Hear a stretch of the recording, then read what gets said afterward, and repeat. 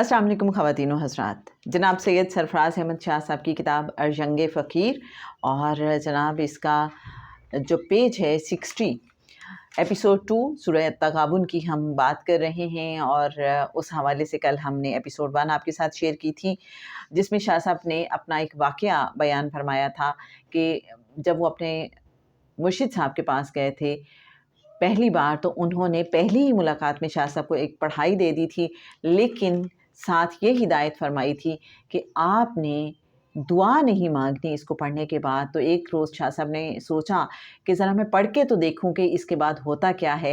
और जब उन्होंने वो जो बड़े शाह साहब ने उनको पढ़ने के लिए दिया था लफ्ज़ या हर्फ, उसको पढ़ने के बाद दुआ मांगी, तो शाह साहब को जैसे जन्नत के महल्लात हैं वो नज़र आना शुरू हो गए। और उन्होंने जाके अपने मुर्शिद को बताया। मुर्शिद ने कहा कि अच्छा तुमने दुआ मांगी थी? इन्होंने कहा हाँ। तो उन्होंने कहा कि चलो फिर भाग जाओ यहाँ से, मेरे पास क्या करने आए हो, कि मैंने तो मना किया था कि दुआ नहीं मांगनी। तो उसके बाद फिर हज़रत सैयद बाबा ताजुद्दीन औलिया रहमतुल्लाह अलैह ने दोबारा शाह साहब को सैयद याकूब अली शाह साहब के पास भेजा। इनका कोई काम रुका हुआ था, फंसा हुआ था, कि उनसे दुआ करा लो तो काम हो जाएगा। तो फाइनली फिर बड़े शाह साहब यानी सैयद याकूब अली शाह साहब ने जनाब सैयद सरफराज अहमद शाह साहब को सूरह अत-तगाबुन पढ़ने के लिए दी थी। और क्यों दी थी?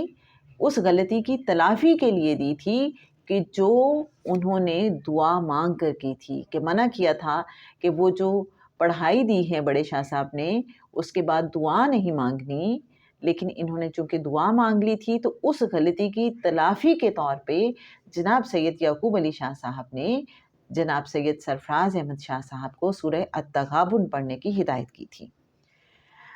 तो इसके बाद जनाब सैयद सरफराज अहमद शाह साहब फरमाते हैं कि ये किस्सा सुनाने का मतलब ये था कि इंसान से जब कोई गलतियाँ, कोताहियाँ या ऐसी हरकतें सरज़द हो जाएं कि कोई दुआ, वजीफ़ा या फरियाद अल्लाह के सामने काम ना कर रही हो, तो वो रोज़ाना इशा की नमाज के बाद सूरह अत-तगाबुन की तिलावत करे। ये सूरत मदनी है और 28वें पारे में है। ये कुरान पाक की 64वीं सूरा है, यानी 64th। इसकी 18 आयत और 2 रुकू हैं। इस सूरत की आयत नंबर 9 में लफ्ज़ अत-तगाबुन इस्तेमाल हुआ है। ये लफ्ज़ गबन से डिराइव हुआ है।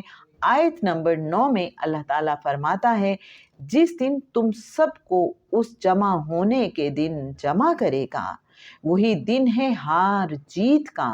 और जो शख्स अल्लाह पर ईमान लाकर नेक अमल करे, अल्लाह उसकी बुराइयां दूर कर देगा और उसे जन्नतों में दाखिल करेगा, जिनके नीचे नहरें बह रही हैं, जिनमें वो हमेशा हमेशा रहेंगे।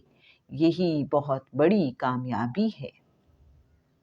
गबन उर्दू में उस वक्त इस्तेमाल होता है जब कोई शख्स किसी का पैसा गैर कानूनी तौर पर कब्जे में ले ले। गबन ना सिर्फ रुपए पैसे के लिए इस्तेमाल होता है, बल्कि शराकतदार, खा वो ज़िंदगी, बिजनेस या घर का शरीक हो, अगर जानबूझकर ऐसा मशवरा दे जिससे दूसरे का नुकसान हो, तो उसके लिए भी लफ्ज़ गबन इस्तेमाल होता है। अगर वो शराकतदार का पैसा धोखे और बेईमानी से कब्जे में ले ले, तो ये भी गबन है।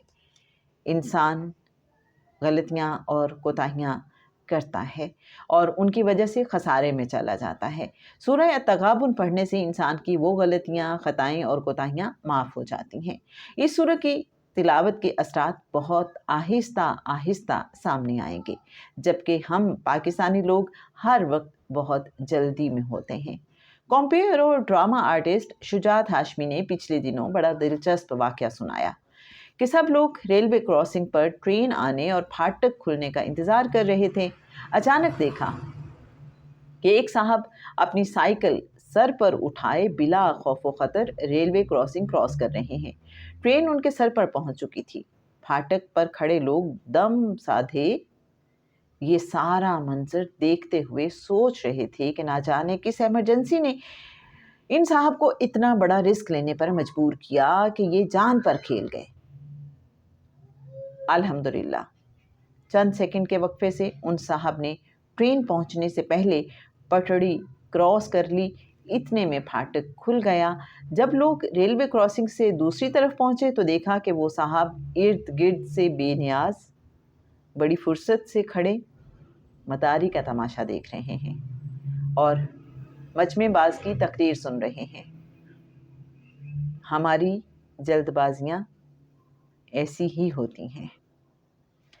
تو میرے اچھے ناظرین، اس میں جناب مرشد کامل سید سرفراز احمد شاہ صاحب نے ہمیں سورہ التغابن کی ڈیٹیلز بتائیں، اور پھر ہمیں یہ بھی بتایا ہے کہ جب کوئی دعا، وظیفہ یا فریاد اللہ کے سامنے کام نہ کر رہی ہو، ہم سے کوئی ایسی غلطیاں زندگی میں ہو جائیں، تو پھر ہم روزانہ عشاء کی نماز کے بعد سورہ التغابن کی تلاوت کر لیا کریں۔ کل جناب اس سورت کے جو اثرات ہیں اس حوالے سے انشاءاللہ، اور اس کو کس انداز میں پڑھنا ہے اس حوالے سے انشاءاللہ بات ہوگی۔ آج کے لیے بس اتنا ہی۔ رخسانہ بشیر کو اجازت دیجیے۔ اللہ حافظ۔